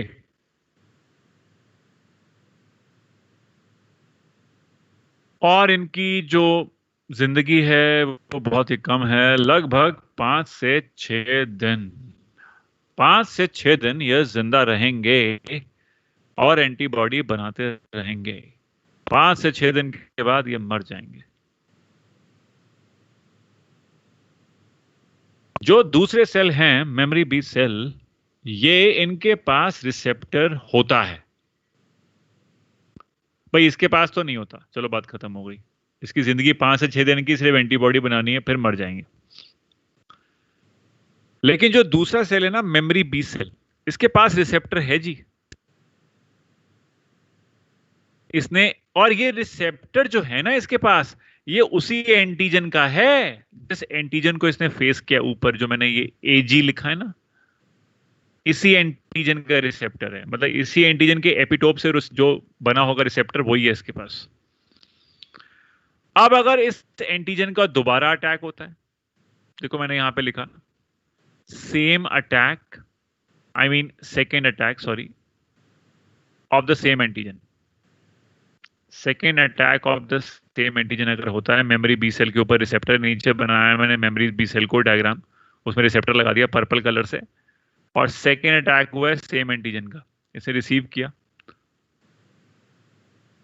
और ये सालों साल जिंदा रह सकते हैं. I mean their life span can be days, months और even years. For years, these memory B cells can survive, and if they receive the same antigen in future, then what do? They again become activated in the same manner, divide, and produce a clone of cells having the same two kinds of cells in the population. Again, the memory B cells and the plasma cells. Sir एक बार repeat कर दो. अच्छा, repeat कर दूं? क्या repeat करूं? Memory B cell के पास receptor है, और उसके पास सेकेंड अटैक हुआ जब सेम एंटीजन का अटैक करना है. सेम एंटीजन होना चाहिए, सेम एंटीजन होना चाहिए, कोई दूसरा ना आए, क्योंकि मेमोरी बी सेल के पास जो रिसेप्टर होगा वो उसी एंटीजन के लिए होगा. कि ठीक है भाई, तेरी मेमोरी मैंने रखी हुई है, अब अगर तू दोबारा आता है तो मैं तेरे को देख लूंगा. पहली बार में तो खैर कोई बात नहीं, बीमारी हो सकती है, उसको प्राइमरी इम्यून रिस्पॉन्स कहते हैं। अगर बीमारी हो भी गई तब भी उसको प्राइमरी इम्यून रिस्पॉन्स कहते हैं, कोई बात नहीं। तो चिकन पॉक्स होना होता है, किसी को एक बार हो जाता है भाई, तुम सबने पढ़ा ना कि भाई चिकन पॉक्स एक बार होता है फिर दोबारा नहीं होता। तो किसी ने ये नहीं सोचा को दोबारा क्यों नहीं होता है, एक बार होता है। तो उसका यही कारण जो आज पढ़ा रहा हूं कि मेमोरी बी सेल बन गए तुम्हारे बॉडी के अंदर चिकन पॉक्स के। मेमोरी बी सेल कह लो या मेमोरी टी सेल कह लो, अभी टी सेल वाला केस अगली बार बताऊंगा। तो मेमोरी बी सेल के बन गए हैं, और अगर चिकन पॉक्स का वायरस कभी एंटर कर भी रहा है, सेकेंड अटैक हो भी रहा है या थर्ड अटैक हो रहा है या फोर्थ हो रहा है या फिफ्थ हो रहा है, कितने भी अटैक हो रहे हैं पहली के बाद, उन सब को मेमोरी बी सेल झेल लेगा और फटाफट डिवाइड करके ये भी वही दो पॉपुलेशन बनाएगा, plasma cell and memory B cells की। सेम चीज आएगी जो बना रखी है, सेम चीज आएगी, plasma cell and memory B cell बनेंगे। और ये प्लाज्मा सेल इनका भी वही काम है, एंटीबॉडी बनाएंगे। लेकिन ये जो एंटीबॉडी बनेगी ना, इसमें ज्यादा कौन सी होगी, आईजीजी। लेकिन जो प्राइमरी इम्यून रिस्पांस में एंटीबॉडी बन रही थी वो कौन सी थी, आईजीएम। यही तो खेल है, जो तुमको थोड़ी देर पहले ये तो बताया था कि प्राइमरी इम्यून रिस्पांस की जो एंटीबॉडी है वो कौन सी है, आईजीएम। लेकिन ये इतनी ज्यादा होती नहीं है, खैर इसका नंबर मैं यहाँ पे मेंशन नहीं कर रहा कुछ भी, बस ये बता रहा हूं कि जो पहले एंटीबॉडी बन रही थी वो आईजीएम बन रही थी प्राइमरी इम्यून रिस्पांस में। एंटीजन के फर्स्ट अटैक में आईजीएम बनता है, लेकिन एंटीजन के सेकेंड अटैक में ना ज्यादा एंटीबॉडी कौन सी बनती है, आईजीजी बनेगी। और आईजीजी इतनी ज्यादा बनती है ना, मतलब पहली बार की रिस्पेक्ट में इतनी ज्यादा एंटीबॉडी बनती है कि डिजीज हो ही नहीं सकती, समझे। और ये मेमोरी बी सेल देखो दोबारा बन गए। अभी मेमोरी बी सेल इनकी लाइफ स्पैन सालों साल है। अगर ये कोई थर्ड अटैक रिसीव करेंगे तो ये भी वही करेंगे जो ऊपर वाले ने किया, सेम चीज करेंगे। और हो सकता है ऐसा रोज हो रहा हो, एवरी डे। भाई मुझे और तुम्हें क्या पता कि मेरी बॉडी में या तुम्हारी बॉडी में एंटीजन कितनी फ्रीक्वेंटली एंटर करता हो। रोज न जाने कितने एंटीजन एंटर कर रहे हैं बॉडी के अंदर, मेमोरी बी सेल्स बन रखे, हमको पता नहीं चलता, हमको डिजीज नहीं होती। तो रोज हमारे मेमोरी बी सेल्स अगर सपोज अगर बन भी रहे हैं तो क्या फर्क पड़ता है।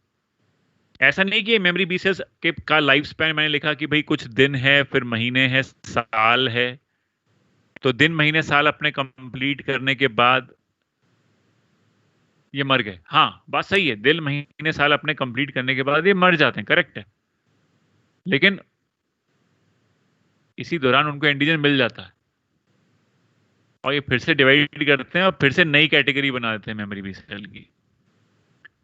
और इस मेमोरी बी सेल को भी एक एंटीजन मिल जाता है, फिर कभी ना कभी ये फिर डिवाइड कर जाता है, फिर मेमोरी बी सेल बनाता है। तो मतलब इनके मरना तो इनकी निश्चित लिखा हुआ है, लेकिन अगर मरने से पहले ही, इतना टाइम कंप्लीट होने से पहले ही इनको अगर एंटीजन मिल जाता है तो ये डिवाइड करके दोबारा नए मेमोरी बी सेल बन जाएंगे। तो रोज हमारी बॉडी में न जाने कितने मेमोरी बी सेल्स रिवाइव होते जा रहे हैं और हमको पता भी नहीं है। पॉइंट ये है कहने का। बच्चों की डाउट आते हैं मेरे पास कि सर अगर सारे मेमोरी बी सेल मर जाएंगे तो फिर तो हमको डिजीज हो ही जाएगी। हाँ तो बिल्कुल हो जाएगी, अगर मेमोरी बी सेल मर जाएंगे फिर तो डिजीज हो ही जाएगी। लेकिन ऐसा हो नहीं पाता है क्योंकि एंटीजन एंटर कर ही जाता है और ये डिवाइड करके दोबारा से नए मेमोरी बी सेल बना देते हैं। तो ये रोज के रोज हो ही जाता है या बहुत फ्रीक्वेंटली जल्दी हो जाता है।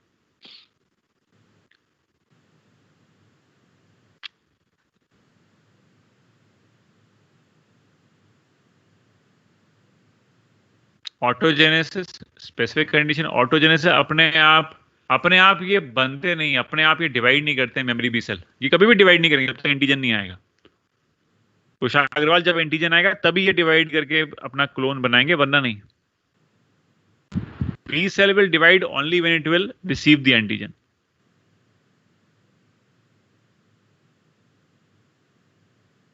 Okay, so that completes our class today. और अब सेल मीडिएटेड इम्यूनिटी को अगली बार लेंगे हम। कोई डाउट है तो पूछो। एक बार वो एंटीबॉडी स्ट्रक्चर वाला एक बार दिखा दीजिए। Okay, birth that is about 4 billion years ago. हाँ, मैं जानता हूँ, मैंने पढ़ रखा है। और अब पॉइंट ये है कि अब क्या, और फिर हमारे पास फॉसिल रिकॉर्ड्स भी हैं जो 3.8 बिलियन ईयर्स के हैं साइनोबैक्टीरिया के। साइनोबैक्टीरिया वो मॉड्यूल में दिया है। उसके इस पॉइंट ऑफ व्यू से देखें तो 4 बिलियन ईयर्स अगो वाला पॉइंट सही लगता है। जब वो वाला पॉइंट सही लगता है तो फिर ये लोग अपना पॉइंट दे देते हैं। एक्चुअली ये जो पॉइंट है ना सेकंड वाला कि 2 बिलियन ईयर्स वो तक सेलुलर लाइफ नहीं आई थी, ये रीसेंट इन्वेस्टिगेशन है। हमारी रीसेंट इन्वेस्टिगेशन तो यही कहती है कि भाई सेल जो है वो 2 बिलियन ईयर्स पहले आया था। कोई भी सेल, जो पहला सेल बना कीमो हेटेरोट्रॉफ जिसकी हम बात करते हैं, तो जो भी बना वो 2 बिलियन वर्ष पहले बना, ये रीसेंट इन्वेस्टिगेशन कहता है। लेकिन कुछ फॉसिल रिकॉर्ड्स की वजह से एनसीईआरटी ने वो वाला पॉइंट भी लिखा हुआ है जो हटाया नहीं उन्होंने अपने टेक्स्ट में से। तो धनंजय, मेरे हिसाब से अगर कोई क्वेश्चन आता भी है तो ऑप्शन उसमें एक ही होना चाहिए, या तो पहला वाला कि life appeared after 500 million after the formation of, या 3.5 बिलियन ईयर्स अगो, या 4 बिलियन ईयर्स अगो, तो वो भी ठीक है। या अगर वो ऐसे पूछ लेता है कि non cellular form of life, तो non cellular form of life तो आप चाहे 4 बिलियन बोलो चाहे 3 बिलियन बोलो, आई थिंक उसमें तो कोई डिफरेंस है नहीं, बिकॉज सेल तो बना ही नहीं। तो non cellular form of life के लिए स्पेसिफिकली पूछेगा तब तो आंसर ठीक है, तो 4 बिलियन भी हो सकता है, 3 बिलियन भी हो सकता है। पर सेलुलर फॉर्म के लिए पूछेगा तो आंसर 2 बिलियन ही आएगा, ठीक है ना। और सिर्फ सिंपली ऐसे पूछे कि लाइफ ओरिजिनेटेड, तो मेरे कहने का मतलब ये धनंजय कि ऑप्शन एक ही होना चाहिए, 2 ऑप्शन नहीं होने चाहिए। मतलब इधर you have to choose this 4 वाला केस और या 2 वाला केस, तो दोनों में से कोई एक ही ऑप्शन होना चाहिए मेरे हिसाब से।